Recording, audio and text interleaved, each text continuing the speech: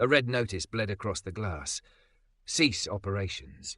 Permit denied. Micah's wooden ring hairline cracked against the frame as the crowd pressed in and Sarah's old panic clawed up her throat.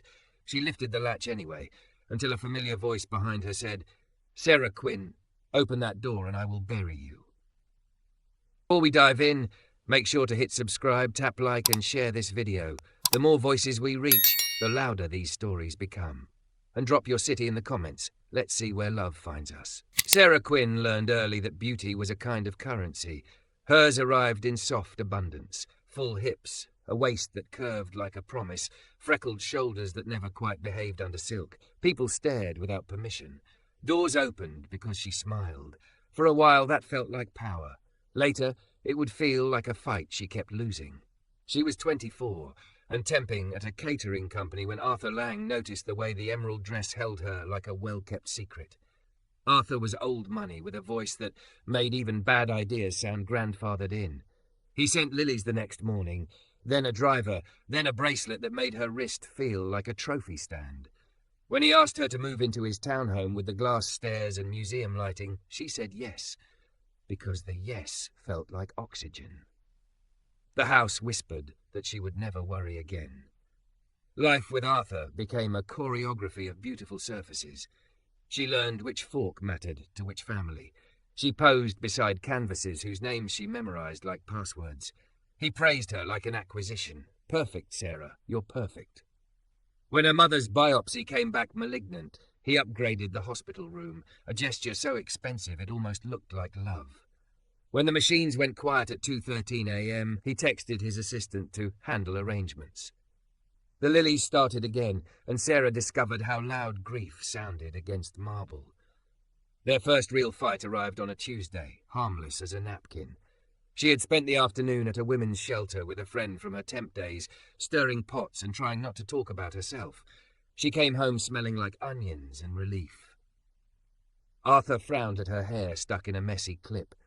"You don't need to play volunteer anymore," he said, pouring a drink that cost more than rent used to. "It confuses the narrative." "The narrative," she repeated, tasting the word like tin. "You're Mrs. Lang," he said. "It should be enough." It was not. She lasted 8 more months. The divorce arrived on expensive paper, generous to a fault. A townhouse, a car that purred, a trust that made accountants smile. The settlement also delivered a silence that owned every room. Sarah filled it with spin classes and charity galas, grimly cheerful, the way a person clenches their jaw to keep from screaming. She met her second husband at a fundraiser where the chandelier threatened to drop like a blessing. Victor Ames had disrupted an industry few could explain. He talked about leverage like it was a religion. If Arthur had loved her as a status symbol, Victor loved her as a brand. "You're a story the market will adore," he told her, eyes bright with prophecy. He hired a publicist with sharp teeth. He corrected the way she held a microphone, as if he were fine-tuning an instrument he owned. Victor didn't say perfect. He said, optimize. He measured love in metrics, engagement, impressions, conversions. He curated Sarah's closet to stride across stage lights and step and repeats. He took her to dinners where people laughed with knives. He told her which causes fit the portfolio and which ones made her bleed sentiment. When she pushed money toward the shelter again, quietly, he called it misallocated empathy. "What about my heart?" she asked, hating the way the sentence trembled. "Your heart," he said, smiling the way men smile before a kill in nature documentaries, "is a premium asset. Use it where it moves needles." The second divorce did not come with lilies. It came with NDAs and a clause about disparagement and a severed access card that thunked on the counter like a verdict. Sarah signed because she wanted out more than she wanted to win. She left with more money than the girl in the emerald dress could comprehend, and less self than the temp who had once eaten dinner standing over her sink. She tried on solitude like a coat in bad lighting. In the mornings she touched the tender place between her ribs where panic lived, small as a fist and just as stubborn. She began walking at night, cap pulled down, hoodie zipped, city breath wheezing through alleyways. She liked the way streetlights didn't ask for posture. She liked the way she could pass anyone and belong to nothing. On the night that split her life into before and after, rain wrote diagonal slashes across the windshield of a car she never learned to love. A flash flood warning chirped from her phone like a scolding bird. She should have turned back. Instead, she kept driving until the on-ramp pulled into a shallow river and the engine made a sound that suggested both surrender and invoice. The car died like a rumour. Sera coasted to the shoulder and killed the lights, the world shrinking to the drum of rain on the roof. She could call a driver. She could call anyone, really. The list of people who would answer and the list of people who would understand rarely overlapped. She sat there with her hands at 10 and 2, a good student in a class that had already ended, and felt the old panic swell. It climbed her throat like hands. She needed air. She needed something not scripted. She stepped out into the rain, and the city slapped her cheeks awake. A wind gust yanked her hood back. Water shivered down her spine. She walked without deciding to, following the weak gold of a streetlight under a concrete overpass where people had arranged the world into survival. Tarps, shopping carts, a line for a church van handing out soup that smelled like pepper and mercy. Sera felt every eye make sense of her. Expensive leggings, those shoes, that face. She tugged her hood forward again and folded her arms as if she could make herself smaller, then hated herself for wanting to. A woman in a plastic poncho winked at her and said, "You lost or looking?" Sera opened her mouth, closed it, and shook her head. The woman laughed, not unkindly. "Aren't we all?" A man stepped away from the end of the line, not in front of her but toward her, slow enough not to startle.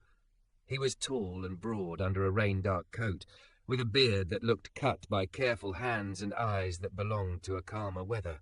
He held a paper cup steaming at the top and a folded wool cap in his fist like he'd been deciding whether to offer either. "You look like your lungs forgot how," he said softly. "Can I help you remember?" She should have run. She should have said the word she was trained by money to say around strangers, no.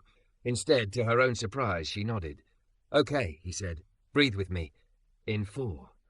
He lifted his hand, palm open, counting on his fingers. 1, 2, 3, 4. Hold 2. His palm hovered steady between them, a metronome that belonged to a different song than the one thundering in her chest. Out 6. It felt ridiculous until it didn't. She matched him, her exhale a long thread through clenched teeth, the fist behind her ribs loosening by degrees. The rain softened to a steady hush. He waited, patient as a park bench, and did it again. In. Hold. Out. On the third round, Sera felt her shoulders drop, the kind of surrender that isn't losing. "Better?" he asked. She nodded, because words might ruin it. He offered the paper cup. "Ginger. It's not fancy, but it's warm." She took it, hands grazing his, the heat startling. The first sip burned in a way that told the truth. "Thank you," she said, the phrase too small for the rescue it named. "Micah," he said. "Sera." She watched the name land in his eyes like something aloud. He looked at the stalled car, then at the soup line, then back at her the way a person looks at a puzzle without trying to force the edges. "You don't have to explain," he said, because real kindness often arrives before biography. "But if you want company while you wait for a tow, I can walk you back." Something inside her, something tired of beautiful cages and optimized hearts, answered before her fear could. "Please." They walked through the rain, shoulder to shoulder, not touching, both pretending they didn't notice how their steps synced. Micah didn't ask for anything. He didn't perform gratitude like a debt. He stopped once to help a man pull a tarp over a cart, and once to hand a kid a second bowl of soup with a grin that warmed the air. Back at the car, they stood in the clean cone of the streetlight, faces damp and honest. "You should sit," Micah said. "I'll flag the tow when it comes." "You don't even know me," she said. He shrugged. "You were drowning above water." "I know that." The tow truck's amber lights turned the wet road into a river of honey. Sera's phone buzzed in her pocket with the driver she'd finally texted. She glanced at the screen, at the name that meant rescue on demand. She looked back at Micah, at the calm in his eyes that felt like a room she'd never lived in. "Why are you here?" she asked before she could smother the question with polish. Micah smiled, small and unguarded. "Tonight? Because rain sounds better on concrete, and because sometimes people find you when you don't know you were looking." Something in her ached at the simplicity. The tow driver leaned out and shouted, "You the one with the Maserati?" The word hit the air like an accusation. Micah's eyebrows ticked up. Sera almost laughed, the hysteria edge of it bright as a knife. "Yes," she said. Then, quieter to Micah, "Will you—" She didn't know the end of the sentence. Stay? Leave? Save me from an emptiness that eats gold for breakfast? He didn't make it complicated.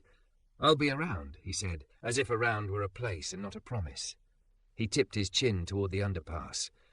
"We line up at 7. Coffee's better than the soup." Sera watched him walk back into the rain, coat dark, stride unhurried, like a man who had built a life out of what the world threw away and learned to make it warm. She thought of 2 marriages that had bought her everything but shelter. She thought of a paper cup of ginger that had done what diamonds couldn't. Her driver idled, door open. The towman snapped a photo. Sera climbed in and looked at her reflection in the black glass of the window, thick and curvy and alive, mascara smudged, mouth soft with something she hadn't felt in years. Hope, she realized, feels like breathing, and she had just met the man who taught her how. Don't forget to subscribe for more intense cinematic love stories. Your click helps us make the next chapter. Morning scraped open like a match, grey, sparking, damp. Sera woke with the paper cup on her nightstand, the rim stained the colour of forgiveness. She'd fallen asleep, still wearing yesterday's hoodie, the smell of rain knotted in the fabric. The tow company had texted an invoice at 2:07 a.m. Her driver had sent a polite, "Hope you're safe." Victor had sent nothing, which was its own kind of noise. At 6:42 she was in the Maserati she still wasn't sure she deserved, hair shoved into a beanie, no makeup, fingers closed around the empty cup like a talisman. The city was a sullen animal. Puddles shivered under buses. She parked 2 blocks from the overpass and walked, breath frosting faintly, the kind of cold that makes a person honest. They were already lining up.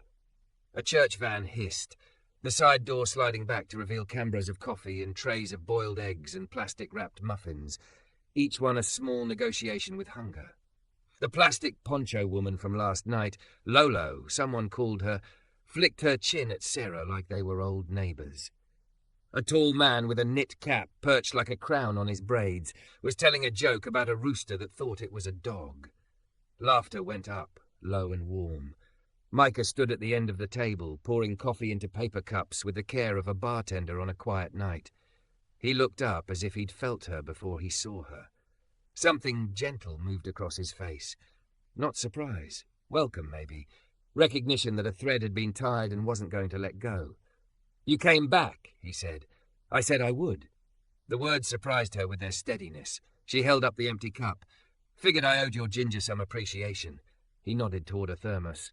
"I made more. Try not to judge the spices. We use whatever's donated. Yesterday there was cinnamon.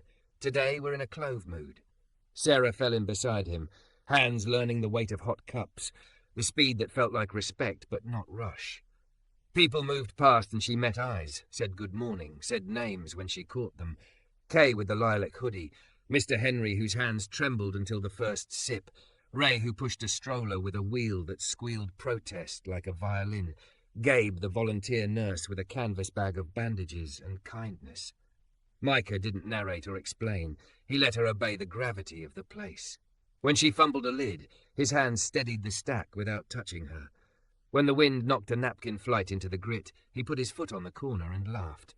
"The city's always trying to fly," he said. "We keep tying it down with cups and stories." A boy, 8, maybe 9, hovered, eyes on the muffins.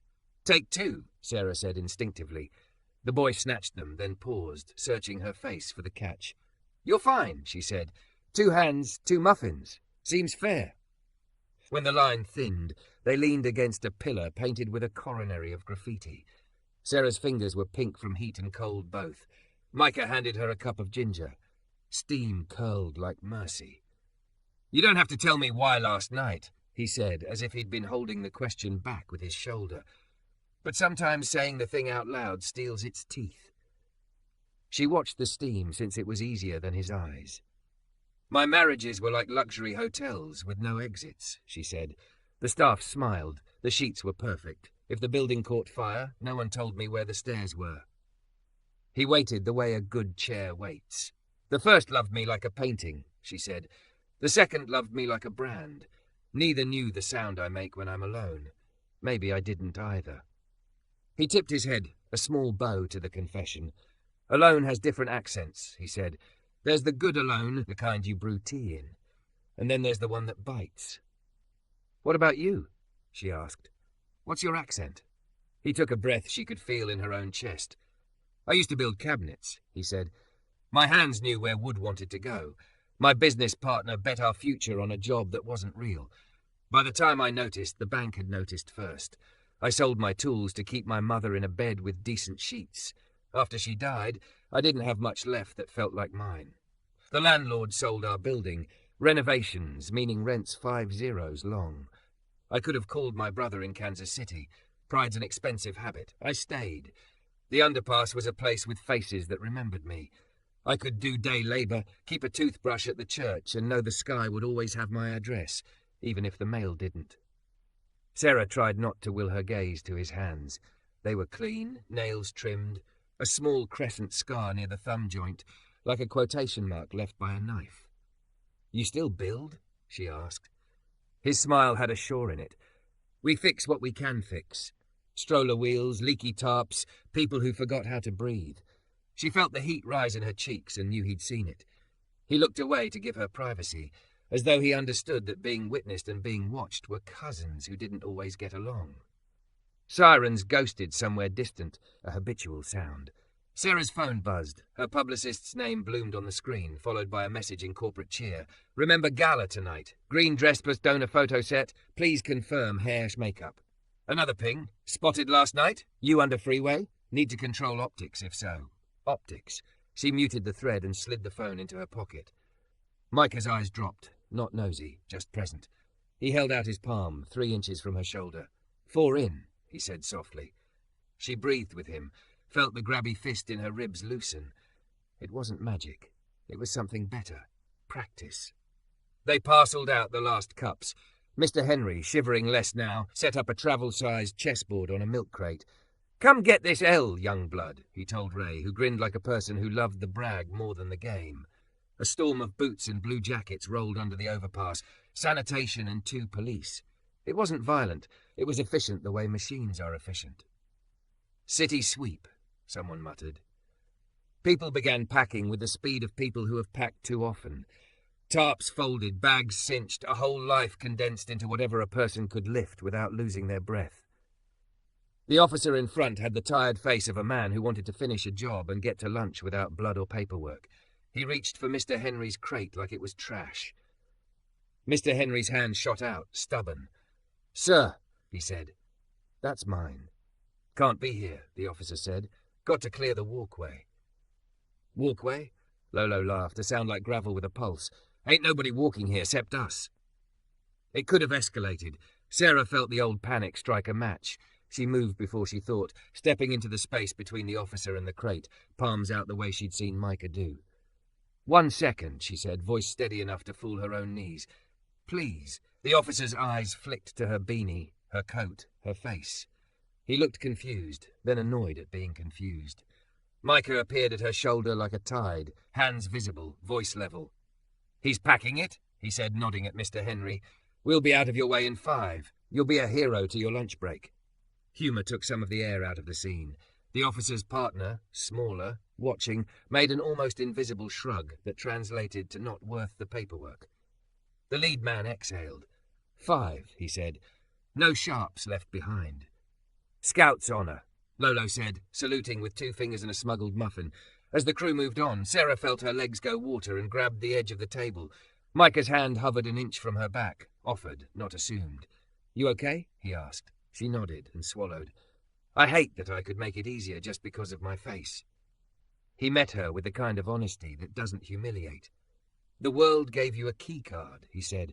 You don't have to apologize for using it to hold doors open. They finished packing in a practiced flurry. Micah slung 2 tarps over his shoulder. I've got a day shift at a warehouse near the river, he said. They pay cash, count boxes, keep you humble. There's a diner on Mill where the eggs taste like they still remember the chicken. You want breakfast? Sera almost said she'd take him somewhere nicer. She caught herself. Nicer is not always kinder. Yes, she said. Diner sounds perfect. They walked 2 blocks, steam coughing from sewer grates, a dog shaking itself into a spray of joy.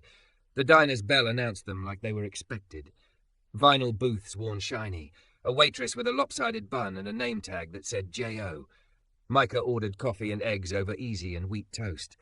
Sera copied him like a kid cheating off the smart one in math. Rule, he said when they settled. No debts we can't name. I don't know what that means. It means if you pay for breakfast, it's breakfast, not ownership. If I tell you a story, it's a story, not collateral. He held her eyes. You're not a transaction to me. Don't make me a project. The words landed clean. She felt both cut and mended.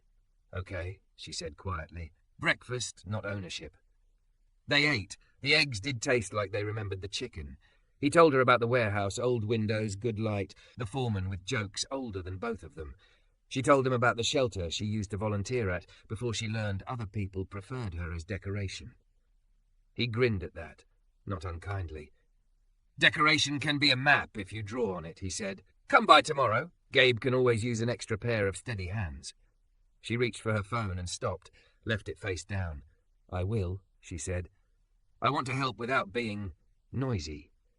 You can be loud if you're singing, he said. Otherwise, quiet works. When the bill came, she slid the card across without drama. He let her. No speech about paying his own way, no visible wince. The rule held, breakfast, not ownership. Outside, the day had brightened into a shy kind of blue. At the corner, he paused. I head this way, he said, chin toward the river. You? She pointed in the opposite direction. I have a gown I'm supposed to wear tonight, she said, and couldn't keep the wear out of her laugh. Wear it, he said, or don't. But wherever you go, breathe. 4, 2, 6. It tricks the body into remembering you're not prey. Come with me, she almost said and didn't. Gifts have to be the right size or they become chains. 7 tomorrow, he said instead. 7, she said. They split like a wishbone. Sera walked back to her car through light that made even puddles look hopeful. Her phone vibrated with the insistence of a life she'd inherited and sometimes despised. She glanced at the screen. A blurry photo from an unknown number, taken from a distance. Her under the overpass, handing a cup to Mr. Henry. The message below it. This you? You okay? She didn't answer. She drove home with the window cracked and the city in her lungs. In the foyer of her townhouse, lilies she hadn't ordered sulked in a vase. Arthur's florist still guessing at a life he no longer owned. Sera carried them to the trash and didn't apologize to the ghost of anyone. At 4 p.m., her publicist called 3 times. At 6, Victor's assistant emailed about a reconciliation optics opportunity at the gala. A friendly photo to end rumours. Sera laughed out loud, a sound she did not recognize as her own until it became it. She dressed anyway, not in the green gown, but in a black jumpsuit that felt like a promise to herself. She went, stood under chandeliers that glittered like controls she no longer believed in, said hello to donors who mangled her name in recognizable ways. When the program began, when the speaker thanked our visionary partners, Sera slipped out a side door and into the breath of night. Her phone buzzed once more, a text from an unknown number. 4 words, no signature. Coffee's hot. Doors open. She saved the number without a name. Tomorrow, 7 a.m. diner, warehouse, chess, ginger steam, 426. She could feel the shape of it, not a plan exactly, but a path that wouldn't sell her to her own reflection. For the first time in years, the future didn't look like a contract. It looked like a table set for 2 with no price tags anywhere in the room. Morning became a habit instead of an accident. By the 3rd week, Sera could fold tarps without thinking and pour coffee without wearing it. She knew who took sugar, who preferred the bitter punch of it straight, who used the hot cup just to warm their fingers before handing it to a friend. Names collected like shells. Lolo with the booming laugh, Mr. Henry whose chess openings were scripture, Ray and his squealing stroller, Gabe with a canvas bag of gauze and a voice that calmed fevers and fights. And Micah, always Micah, moving through the underpass with that steady, patient gravity that made panic remember its manners. They learned each other's edges without announcing them. He didn't ask about the old life unless she offered. She didn't try to fix his unless he asked. When her publicist pushed a narrative about philanthropy, Sera sent back a single line. No optics. Just people. And stopped taking the woman's calls. When a blogger posted her photo at the food line with a snide caption, "Expensive leggings, cheap virtue," Sera turned off comments and showed up earlier the next morning. "Don't read their weather," Micah said, tapping his own chest. "Read this." "What if this changes every 5 minutes?" she asked, pressing her palm against the frenzy under her ribs. "Then we practice," he said, raising his hand a little. 4, 2, 6. They counted breath at red lights in grocery lines while a kettle took its time. Sometimes, alone in her townhouse, Sera would find herself exhaling until her shoulders dropped, and only then notice that something had tried to climb her again. On a Thursday, the city announced a sweep big enough to have a press release. Sanitation trucks idled like threats. Orange vests multiplied. The old warnings, "You can't be here, you can't be anywhere," grew teeth. People folded lives into duffels so fast they forgot pills, shoes, dignity. Sera felt the keycard of her face burn in her pocket. "Use it," Micah said quietly, reading the argument in her eyes before she voiced it. "Not to pull us out one by one. Open something wider." She called a councilwoman she barely knew and asked for portable storage and a place to put it. She offered to pay for weatherproof lockers if the city would not play Sisyphus with people's only socks. She called a church and a union hall. She called a friend at the local paper and told her if she wrote about this, she had to send her names that weren't Sera Quinn. She moved like a person who'd once been trained to host a gala and had finally found a reason for a list. By dusk, a short row of rented storage pods stood under the overpass like new teeth. The union hall opened the back room for a week. Cots, showers, laundry. The councilwoman's aide, wary by profession, muttered, "Don't make me regret this," and handed Sera a clipboard anyway. Lolo kissed the air by Sera's cheek. "You're a menace," she said, delighted. "My kind of menace." A reporter still tried to turn it into a redemption arc for a fallen rich girl. Sera wrote a statement that said, "I am not the story. The story is that our systems work best for people in houses. If you quote me, print Micah's sentence. The world gave me a keycard. I will use it to hold doors. Print Henry's last name right. Spell Lolo with one L." The article ran. The photo showed Micah labelling a locker with careful letters. The caption spelled Lolo wrong. Sera swore softly at her kitchen counter and made a note to send the editor a muffin and a correction request in that order. When the trucks finally pulled away, when everyone had something to lock and somewhere to sleep, Sera sagged onto a milk crate and tried not to cry. Micah handed her a paper cup of ginger. "You broke your rule?" she asked, voice raw, remembering no projects. He shook his head. "I kept it. You didn't make me your project. You made the system's arrogance your problem. Different thing." "Does it change us?" He sat beside her, their knees not quite touching. "Depends. Did you do it so I'd owe you?" "No." "Then it changes us the way weather changes a day. We still decide whether to carry an umbrella." She laughed, the hiccuping kind that forgives your face for being wet. "I'm always overdressed for weather." He glanced at her, smile small and warm. "Not today." At the diner the next morning, Joe slid them a plate with a second cinnamon roll by mistake and did not take it back when Sera didn't correct her. Outside, rain stitched a thin curtain on the window. Micah turned the mug in his hands the way a woodworker considers grain. "What happened to your tools?" Sera asked. She carried the question like a fragile thing, not sure if it would break. "Pawned most," he said. "Gave a few away to kids who looked like the world was already trying to close their hands." She pulled a small cloth bundle from her bag and placed it on the table. He frowned, curious, and unwrapped it. Inside lay a chisel and a block plane, both old, both oiled until the metal held a soft moon.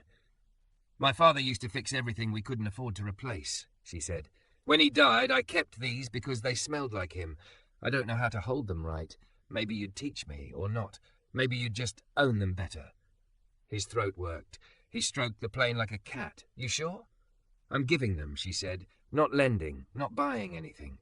He nodded, the gravity of it registering. "Then I'll build something true." He started small. A shelf for the Union Hall's back room. A chessboard for Mr. Henry with squares cut from pallet wood so smooth the pieces glided like they were landing on water. A spoon he carved on his lap at the underpass, then sanded until it was velvet, then pressed into Sera's palm. "For stirring whatever's honest," he said.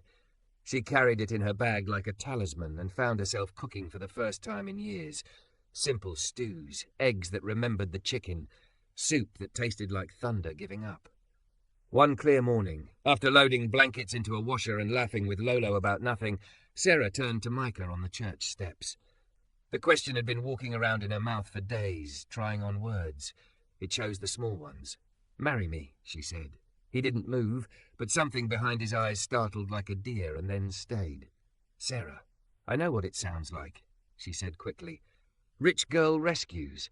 That's not my ask. I want a home that isn't lined with contracts. I want the world to stop mistaking me for furniture. I want you in my morning and my night, and the middle when everything looks worse. I don't want to fix you. I want to breathe next to you while we both fix what life breaks." He was quiet long enough she heard her own pulse count brickwork. Finally he said, "I won't move into your museum." "Good," she said, almost laughing with relief. "I don't want a museum. I want a room we can scuff. And I don't want to be a headline," he added, "or a proof." "You'll be a man," she said, soft and fierce at once. "My man, if you want." He looked down at his hands. The plane had left a crescent of oil along his thumb. "Give me a day," he said. The next evening he took her to the diner after close. Joe pretended not to notice when he slipped in the back with a small box he'd been working on at the Union Hall. He set it between them at their corner table and pushed it toward her. Inside lay 2 rings carved from walnut, sanded satin smooth, the grain a dark river circling. Each had a thin lining of metal he'd scavenged from a broken hinge, hammered flat, polished with a cloth until it caught the light like a promise. "They'll need replacing one day," he said. "Wood remembers seasons, but we'll keep these somewhere, and that'll be the point. Not the price, but the story." She cried the way relief makes you, untidy, grateful, unafraid of the waitress seeing. She slid the ring on, and it fit like a truth her finger had been telling for years. They married at City Hall on a Tuesday because the line was shorter. Lolo wore a dress that had met 4 owners and finally found the right life. Mr. Henry adjusted his tie and informed the clerk that the Sicilian defence was an act of love. Gabe brought wildflowers that leaned toward the light like hope with decent posture. Joe stood in the back, hands on her hips, and cheered when the vows made the little room warmer. Sera and Micah kept their last names. The judge asked if they wanted to exchange anything else, and Micah grinned, raised his palm between them and said, 4 in. Everyone laughed, then counted with them, hold 2 out 6, until even the clerk's shoulders dropped. After, they walked to the diner because big moments don't always need big rooms. Eggs, coffee, a cinnamon roll with 2 forks. Micah slid an envelope across the table. "My first paycheck from the woodshop co-op," he said. "Real tiny, real mine. Half goes to rent when we find a place. The other half is for good trouble." "We already started," Sera said. She reached into her bag and laid a folder beside the envelope. The Maserati was gone, sold clean. The townhouse was listed, proceeds earmarked. "I'm closing the museum." "What will you miss?" he asked gently. "The echo," she said, "and the illusion. But there's a storefront near the hall. Big sink, back room, room for lockers, showers, laundry, a long table where nobody eats alone. We can call it the 3rd room, not home, not work, the place your breath comes back by itself." Micah looked at her like men look at oceans, respectful of the undertow, grateful for the horizon. "You sure?" "Breakfast, not ownership," she said. "Doorways, not debts." They found a small 1-bedroom above a shop that sold light bulbs and keys. The floors were stubborn and honest. When they moved in, they marked the wall with their heights like kids who had finally inherited their own childhoods. The first night, they lay on a mattress on the floor and listened to the city talk to itself. It sounded like weather. It sounded like a life. On opening day at the 3rd room, the sign Micah carved hung above the door. The letters slightly imperfect, the way living things are. Locker doors banged and laughed. A child discovered the joy of an unlimited hot shower and sang something out of tune and completely correct. Mr. Henry set up his chessboard by the window, waved at passers-by, then called to Sera, "Bring me a worthy opponent or a croissant, whichever is cheaper." Reporters came. Sera gave them rules with the muffins. If you print anyone's name, ask first. If you take a picture, show the person and let them say yes. If you want a quote, learn how to spell Lolo. Victor sent flowers to the ribbon cutting. Sera sent them to the clinic. Arthur mailed a note on heavy paper that said, "Proud of your growth." Sera recycled it and kept the envelope stamp for Mr. Henry's collection. That night the lockers were full. The laundry room hummed. The table had crumbs and stories. Sera stood inside the door with Micah's arm around her waist, the spoon he'd carved tucked into the utensil jar, the rings warm from dishes and heat and hands. She watched Lolo teach a teenager to fold a fitted sheet like a magic trick. She watched Gabe bandage a man's finger and ask about his sister by name. She watched Micah reach for a wobbly chair and tighten its screws the way you settle a nervous horse. He bent to her ear. "Breathe," he whispered, not because she was panicking, but because breath was the language they made together. She did. In 4, there were faces she loved now, and they loved back. Hold 2, the pause where gratitude lives. Out 6, enough to make space for somebody else to walk through the door. She had married for money and learned the weight of rooms that always wanted her thinner, quieter, branded. She had married for power and learned how quickly love evaporates under lights. Then she married a man who had nothing the world counted and everything it didn't, and learned that real love is not a staircase you climb. It's a floor you build together so others don't fall through. "Home?" he murmured, as if testing a word that might fly. "Home," she said, and the word didn't bounce off marble. It sank into wood and steam and the soft roar of people being unalone.